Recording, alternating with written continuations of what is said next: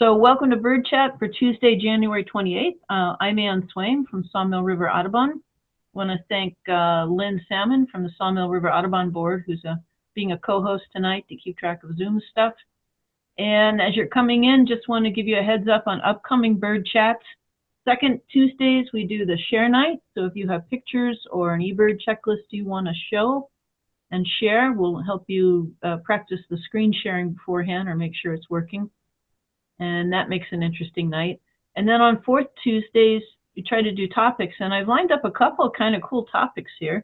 Randy Minotaur has written and presented about bird mythology and birds in different cultures. And it's really an entertaining presentation. So she's going to be with us fourth Tuesday in February. And then Laura Erickson has a pretty cool short program about evolution of field guides. Starting with some of the first ones up to what we have today. So that should be interesting as well. And we'll have sightings and announcements and bird conversation before and after those presentations as we do. But tonight, what we're doing is some quick announcements and then Panama birding sampler. And both Rebecca Bell, who was on the trip, and I will be presenting some content using slides that our trip participants have sent in. More about that later. And then hopefully your questions and observations, first about Panama birding and then anything else birdie that you want to do. As always, we want to do a shout out to the wider birding community that we're part of in the Hudson Valley, from Albany down to New York City, all different kinds of groups you see on the screen here. Audubon groups and bird clubs, natural history groups like John Burroughs and Linnaean, who connect people with nature. It's an amazing thing. All kinds of free walks and talks. People that spend a lot of time in habitats and they delight to share it with you. So check that out.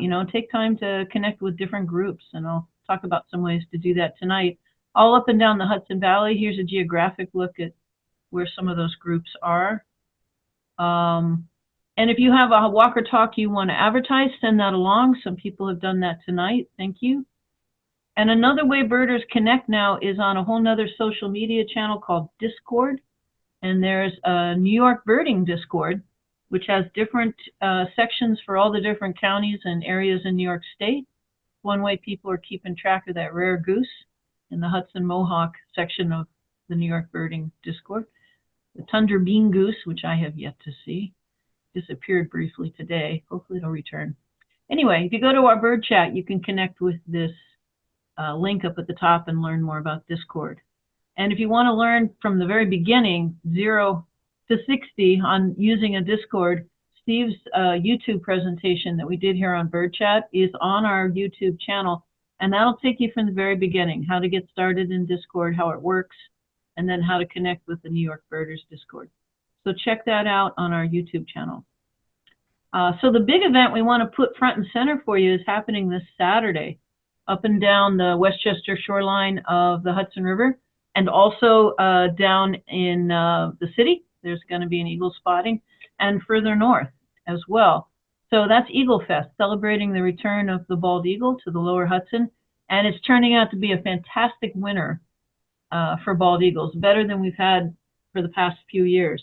Lots of ice out on the river, a lot more waterfowl out there, and a lot more eagles to see. So you can come into Croton Point and do free bird walks. If you want to go in the big heated tents there and see the free raptor shows, I'm doing a raptor ID talk at 10:15 in there, and there's a bunch of other stuff, whole bunch of tables from organization. Then you have to pay. And tomorrow, Wednesday, is the last day to buy tickets online at a reduced price. That's ttown.org. We'll get you there. But if you want to go to the viewing locations, Croton Boat Ramp, George's Island, Cortland Waterfront, down at Wave Hill, other places, you don't have to pay. You can just show up and people will be there with scopes to help you see eagles.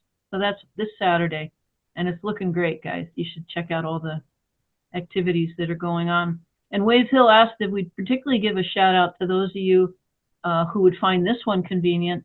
They're doing an eagle spotting station this Saturday at Wave Hill, and admission is free for Eagle Fest guests who want to visit there. So find out more about that at wavehill.org. That's kind of cool. So looking at all the other groups, starting with our friends at Hudson River Audubon, and Michael, feel free to unmute if you want to say something. They've got their feeder watches going on, and yeah, you've got your March trip up there, right? Yep. Yeah, we had a Cooper's Hawk come down and take a picture in that our last feeder watch. Oh, cool. Exception. They never know what we'll see at our feeder watches, and looking forward to doing a nice afternoon field trip followed by the Timberdoodle walk. Nice. Very nice. So yeah, we're starting to turn the corner here from we're at the end of January, of course, so a lot of groups are starting to post their spring events, or at least March into April. And I see you're doing a program on the Rio Grande. That'll be great. You gave us a sampler on that on Bird Chat. So guys, check that out. Lenoir, Hudson River Audubon program, March 26th. I'm sure that'll be great.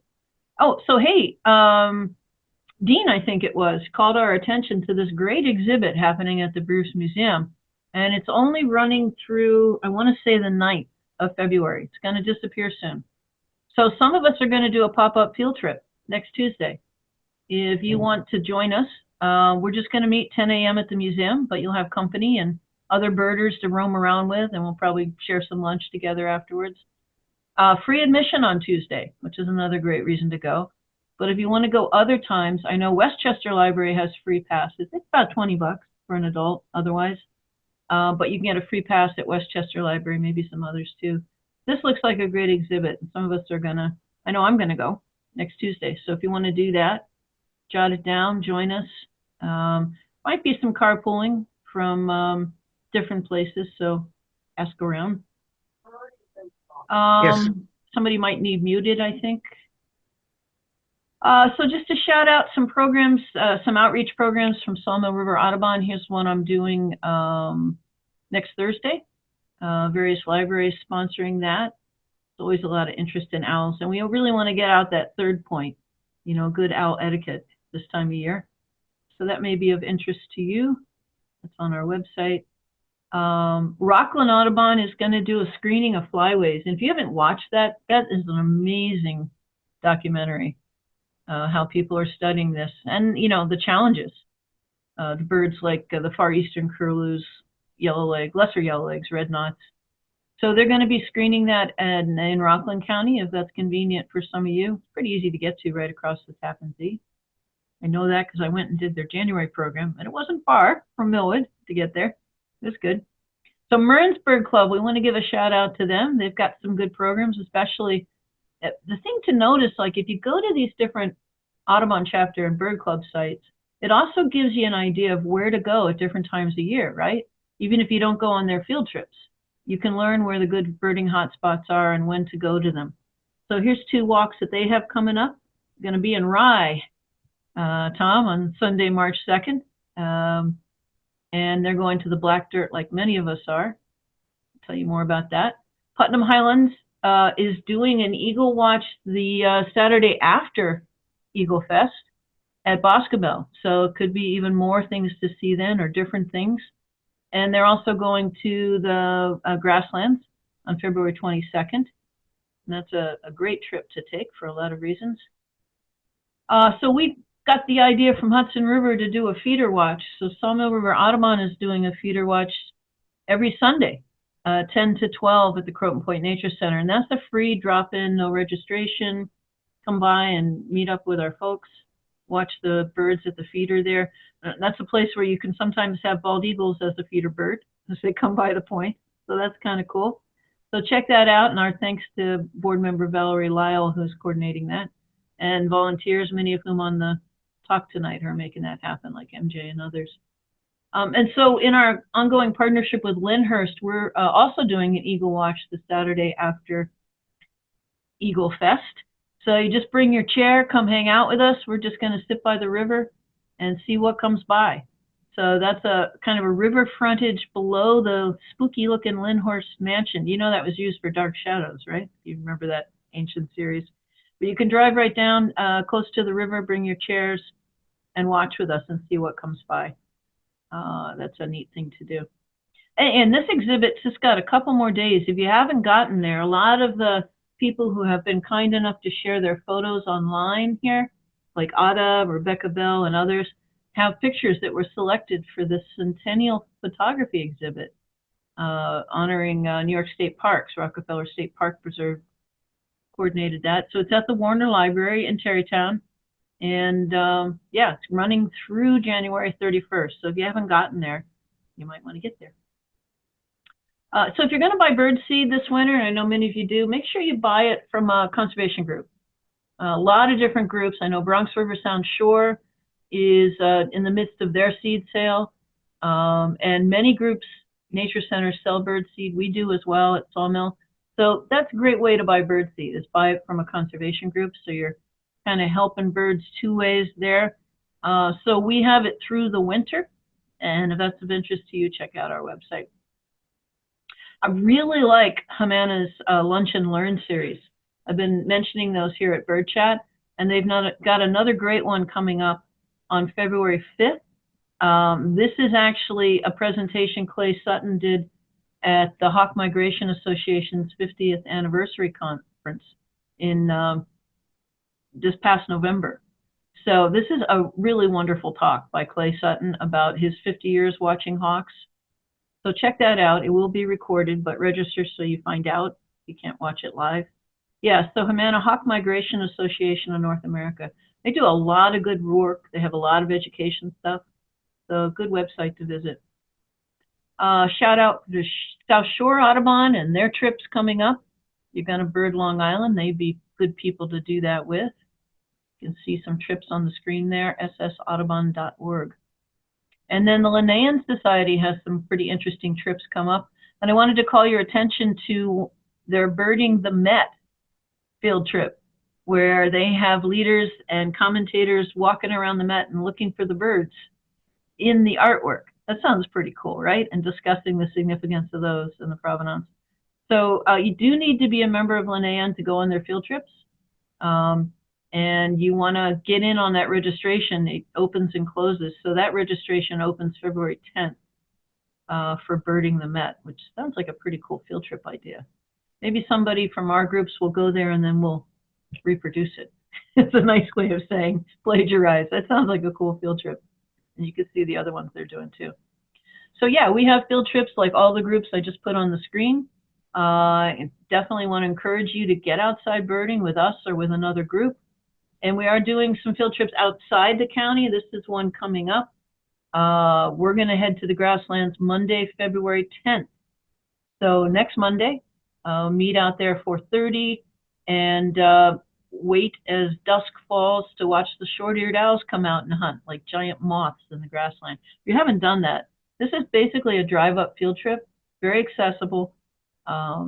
And you can pull up in your car and be right by your car in case it gets cold or you need to sit down. Very nice trip. Consider that. And of course, our other weekly field trips are shown here. Actually, this Monday, we're going to be at Muscoot Farm, and it's supposed to be in the 40s. So that's a nice, going to be nicer birding. All right, so if you came in, just a reminder here, 7:15 of upcoming bird chats. You can see them on the screen, second Tuesday share nights, and a couple of special topics on fourth Tuesdays. And now we want to turn to our focus for tonight.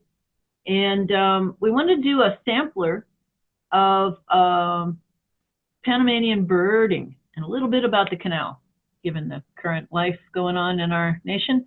So a little bit about the canal and about Panama, and but the full show we're hoping to do later in March, and Rebecca might be able to adjust that date. I have to check on that. So I'm going to do an intro, a very quick intro and overview, not the full presentation on the trip tonight. And then I'm going to turn to Rebecca Bell to share some highlights that she assembled when she wanted to share this trip with her friends. So with the introduction slides, different people on the trip have sent those in. You'll see their names on the slide. We won't use all the pictures that our participants have. We'll save those for our full show later in March. And then we'll turn to your questions and observations, both first about the present Panama birding and then about anything else as we do. So good, let's step into it, guys. So this is about a birding trip that Sawmill offered in November 15th to 23, just passed. And we went to Canopy Tower and Canopy Lodge, two venues, eco lodges owned by the same company, and spent a good bit of time at each. And lovely image here by Averill of one of the many hummingbirds that delight us in Panama. So Canopy Tower, I won't do a lot of the history there, except it used to be a U.S. military installation and has now been turned into a lodge. Here's our group. We had a group of 13. So there's rooms up here and the dining and kind of big sort of lounge area to do your checklist on the third floor. And then you go up more steps and you can be on this platform overlooking the surrounding rainforest and even looking all the way out, you shall see in a moment, to Panama Canal and bits of Panama City. So here's where Panama is. I know some of us are a little shaky on geography, but that's the land bridge. And so, of course, there's a lot of political considerations about that. Between Costa Rica, which isn't labeled here, and Colombia. It's about a 5.5-hour direct flight we got from JFK. And we stayed in 2 locations, Canopy Tower, which is quite close, 45 minutes from Panama City, and then Canopy Lodge. The same organization has another site called Canopy Camp, more towards this part over here, and a bit more rural. We'll talk about that a bit in a moment. So yeah, our first site was only about 3 hours. What was this? Canopy Tower. 3 hours. No, that heading is wrong there, guys. I'm sorry. I cut and paste. It's 45 minutes from Panama. The next site is 3 hours. So Canopy Tower is 45 minutes from the airport outside Panama City. And here's a view. Pretty neat, right? Aerial view of the tower. And then, yeah, Canopy Lodge, our second site, is about 3 hours from Panama. And so we had to drive down to there for the second part. But anyway, here's the view from on top Canopy Tower. Looking over, beautiful view Richard got early morning. You can see the towers of Panama City, which is stunning. Probably 3 times the skyscrapers of Manhattan. It's a very stunning city. And then the canal is back here in between the hills. So yeah, and Canopy Lodge, our second site, was amazingly comfortable. Very beautiful to see. But I won't go into the details on that or the itinerary for this. But what I will say is what made this quite wonderful are all the trips we took every day. And some in an open truck like this, prowling around to all the different birding hotspots by both the tower and the lodge, and getting to bird along the way too. And of course, the excellent guides that this organization has. Eleazar was with us at both the tower and the lodge, and his brother on the left here, Ellie's on the right, was with us when we were at the lodge. Thanks, Carrie, for this picture. Really great guys and excellent. It's one thing to know the birds. It's another thing to know the habitat, because the places we bird are like their patches. They bird there every week, all the time. So using a local guide is a huge advantage, as you'll see in a moment. And then more than that, you need somebody who is patient and good at getting us on the birds, right? Not only hearing and seeing them, but getting us on them. And they really excelled. Things you look for in a bird guide. So yeah, we were out along the roads birding, getting on the birds that they spotted in the rainforest. Thanks for these pictures, guys. This one actually is mine. I like this picture, everybody looking up, right? And some wonderful images that they knew to bring us to. A beautiful image Richard got, these flycatchers. And then more than birds. And thank you, Averill, as a zoo person, retired zoo employee who knows a lot about mammals, who shared with us several of her mammal pictures. And we'll see these more in the long program. But this is a great view of just a few of the different animals we saw besides birds. Really lovely. And then, of course, going right in the forest as we did to track down some special birds. Nice image from Rose. Had to kind of wait and hang out there. And unfortunately, I think at one point we stood on an ant hill. That was a mistake. But we moved. It worked out. So the fact that these guides knew the territory so well had great results. Like, you know, this is the most owls we've had, I think, on a sawmill trip. We had 6 different owl species and multiple individuals of some of these, like the spectacle owl. So great looks. This pair of 2 tropical screeches snuggled up here up in the tree we were looking at. And Ferruginous pygmy owl is one you can get quite a bit, of course.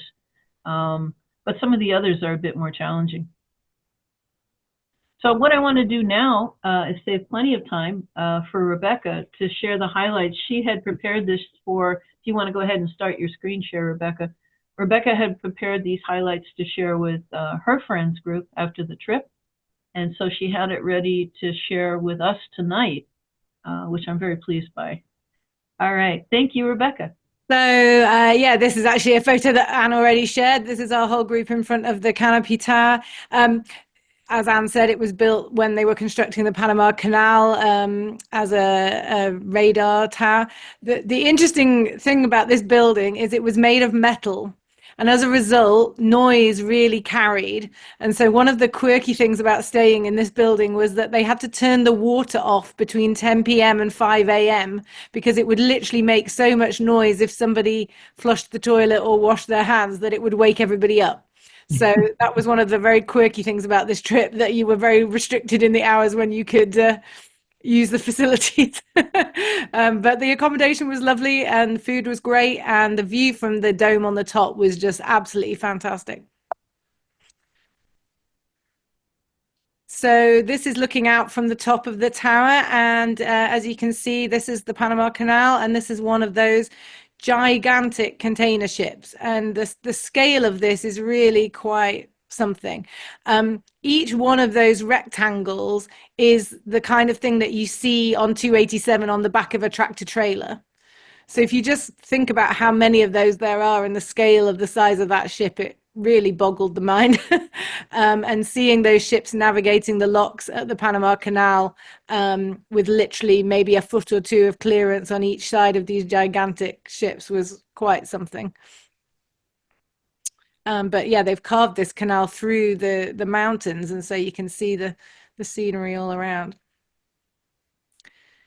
And I just love the juxtaposition of the modern construction with the beautiful countryside. This is Centennial Bridge, and we drove across this at one point, but just to see this construction, which reminded me of the new Tappan Zee Bridge in terms of the span and the design of it. But I just liked the sort of way that the spans of the bridge mirror the mountains behind. It pleases me visually.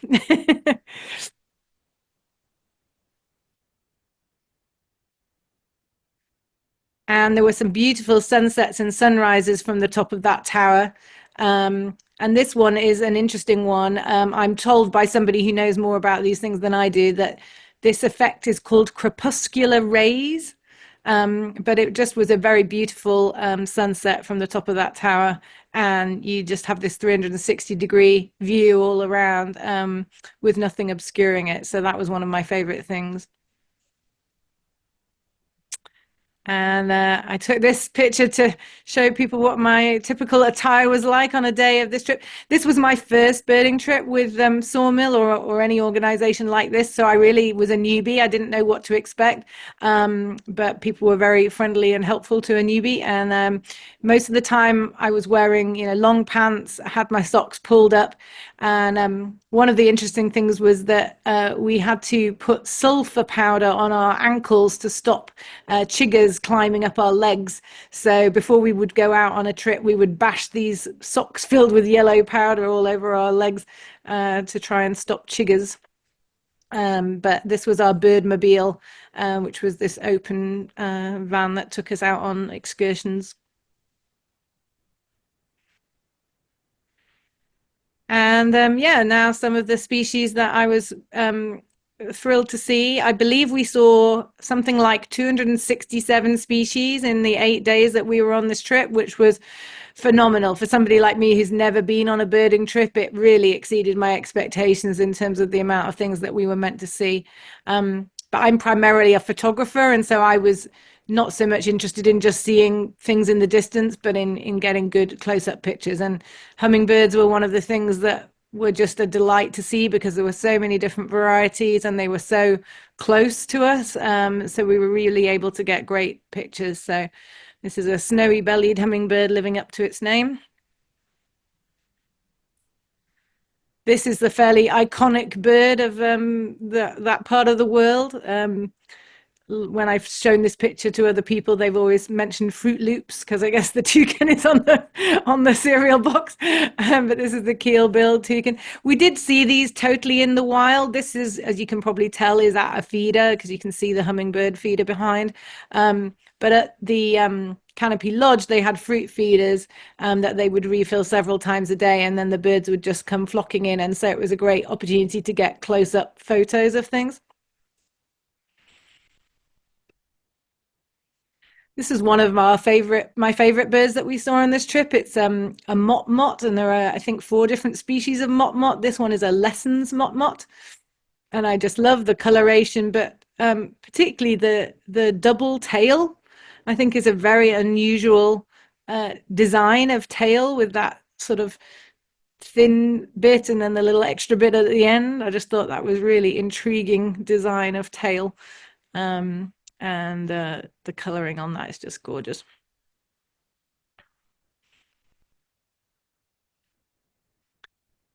This is a thick-billed euphonia. I've no idea if there is a thin-billed euphonia, but this is the thick-billed one. And again, at one of the fruit feeders, so you can see it's enjoying some banana. But such vibrant colors. All the birds were just, it was just some amazing colorations of birds. There were lots of tanagers that we saw, and a couple of them were ones that we get here in the northeast of the US, but several of them were different species and different colorations of tanagers that we don't get. This was a lovely one that we saw one day called a silver-throated tanager. And then, as Anne mentioned, we did see a variety of owls on the trip. And this one was a real treat. This is a spectacled owl. It was pouring rain the day we saw this, and so it was a real challenge trying to get a decent picture through the rain and through the canopy of leaves and probably 30 feet away. But as is the usual thing with photography, you take 50 shots and you might get one good one. So this was the best one I was able to get through the leaves and the rain.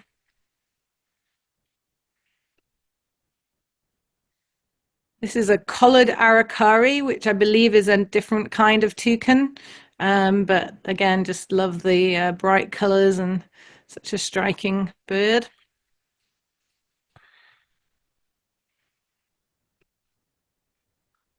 Another kind of tanager that I don't believe we get here. This is a scarlet-backed tanager.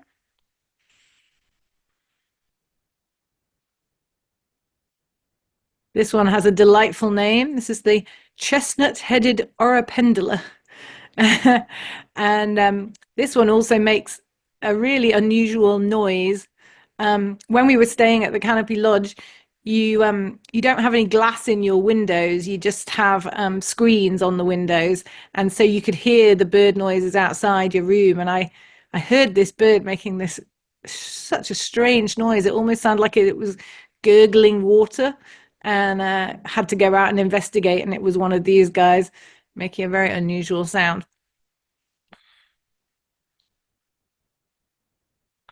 And as Anne mentioned, there were plenty of mammals on this trip as well as birds. And I was a particular fan of the sloths. There are 2 kinds of sloth. There was a 2-toed one, which is in this picture, and a 3-toed one.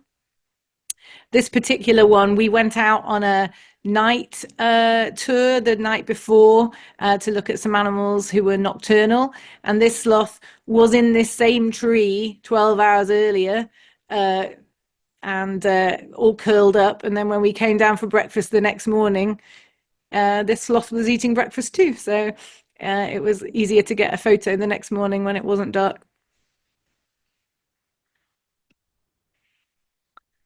Another common mammal that we saw a lot of is the agouti, Central American agouti. It's kind of like a cross between a guinea pig and a squirrel, slightly bigger than squirrel sized, and they were fairly ubiquitous most days. We would always do a checklist every evening of the species we'd seen that day, and I think the agouti was almost daily on this trip. This is one of the few species of tanagers that we do get here that they also had there, and so this was familiar. And again, this was taken on a day that it rained. So it was quite common for there to be quite an intense rainstorm most afternoons. And most of the time we were able to wait it out. In this particular shot, we were at a park and we took shelter under the canopy of the visitor center while it poured with rain and there was even thunder and lightning. But we were still able to bird even from that canopy. And that was where I got this shot. So you can see the rain on the branch. But it was still, the birds were coming close enough to get photos of, which was nice. So even when it was raining, it was not a wasted trip.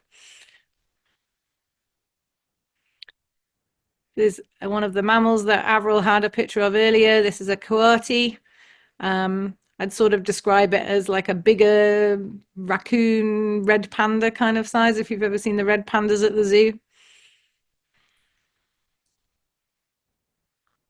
This was a very striking bird. This is a blue cotinga. I think this bird was actually the symbol of the canopy group that was organizing our tour. And so we'd seen this bird in sketches on their icon and stuff. So it was lovely to get to see it in person. And it's such a vibrant neon blue that you almost can't believe exists in nature. This was a real treat to see the blue cotinga.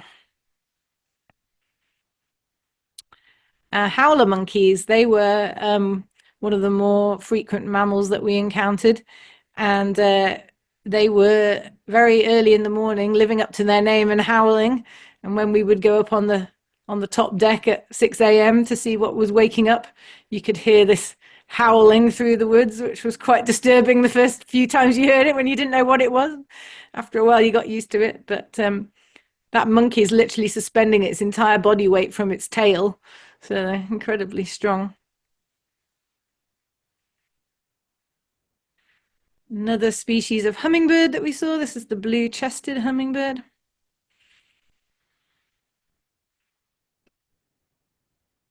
This was quite a rare bird that we found one day. This is a barred antshrike, although I just referred to it as the zebra bird.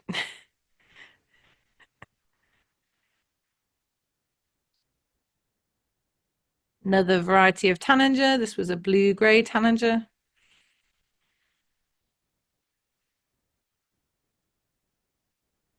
I think this was our opening photo from somebody else, but this is a different variety of hummingbird. One of the bigger species. This is a white-necked Jacobin.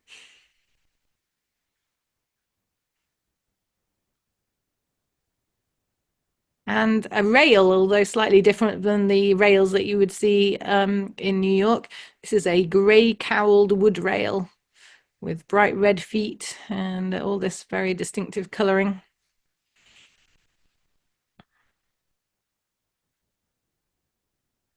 The tamarins were a treat. They were these little monkeys that would hang out around the tower, and particularly at breakfast time, there was a set of trees outside the kitchen window where they were preparing breakfast, and they would usually tie a banana to a rope and throw it out into the trees, and all these tamarins would come running.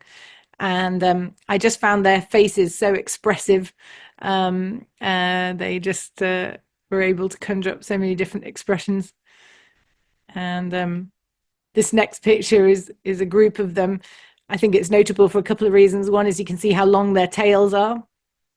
And secondly, this makes me think of one of those family pictures where two of your kids are posing cooperatively for the photo and the other one's pulling a face in the background. So that's what that reminds me of. The one in the back. So that one makes me laugh. This is a grey-headed chakalaka. Some of the names of these birds were a real mouthful. It took a while to master them, but pretty ancient bird, I believe. And this was common when they would refill the fruit feeders. This would often come down. And another hummingbird, the violet-bellied hummingbird. This is another one with a fantastic name. This is the rufous-browed pepper shrike. And we saw this on the day that we were able to visit the coast as part of our trip. And we watched this bird devour quite a large caterpillar, quite dramatic fashion.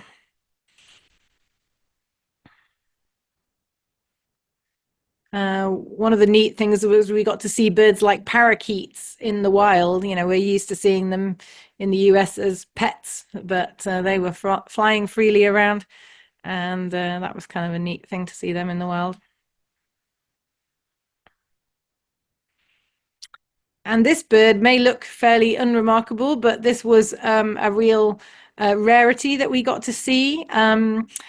We were told that when you would see a line of army ants marching into the forest, that was your signal that the ant birds would soon be coming out to feast on them. And so one of our guides literally hacked a path through the forest with a machete, led the way, and then we were able to wait quietly in a clearing, and eventually we were rewarded with good views of this bicolored ant bird, which apparently was quite a rare sighting.